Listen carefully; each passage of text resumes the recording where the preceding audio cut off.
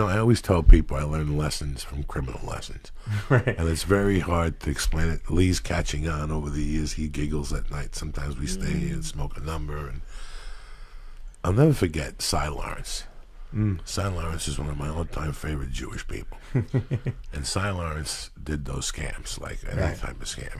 And when he took you, when you fell or whatever you did, you got hit by the bus or whatever the fuck you did. The next day he took you to the hospital, then he took you to a fucking lawyer. Right. Right. And as soon as you went to the lawyer, and the lawyer started giving you paperwork, what doctors you're going to see, neurologists, and what they basically were doing were running up bills.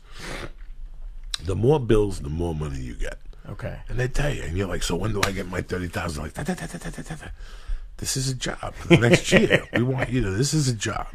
But they said something that always stuck with me. You got to punch in every day. Yeah. Okay, something fucked with me about that. They go, the work is punching in. I don't forget how they phrased it. I'm sorry, I'm a little high.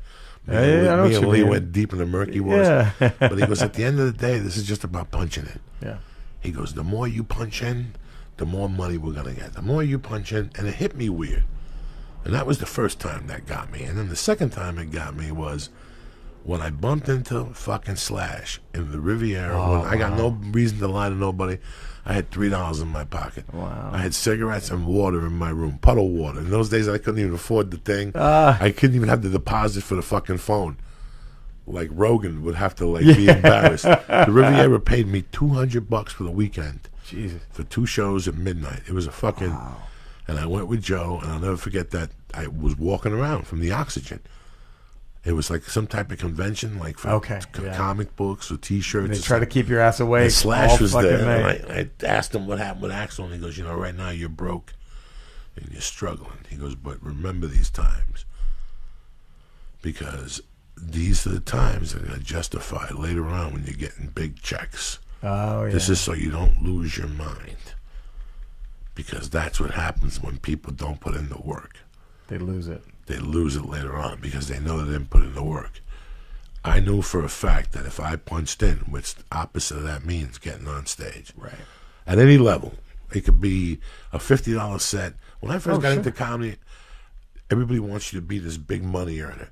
Right. I didn't look at it that way. No. I looked at it as, what are you paying for this room? $50. Okay. Lee, what are you paying for your room? $65 in a dinner. Remember those days? 60 and 3 drink tickets. Fuck you. They were the best. 75 and 3 drink tickets. My first $50 spot, I thought it was a rock star. I'm like, oh my God, that's it. I got $50 cash. And then you start making $100 a week. Now it's $400 a month. Then the next month you make an extra gig, $500 a month. Right. Now you're in the game. Okay. Because you kept your nut low. Let me ask you this. Do you remember the first time you got back-to-back weeks, how crazy that felt? Remember that? You were just like, fucking A, like I really, it's real, isn't it? Like it's about to go down. Right? Like this is real. Like I'm thinking I'm going to, man. Call some people. Yes. It was, dude, that was the best fucking feeling, man.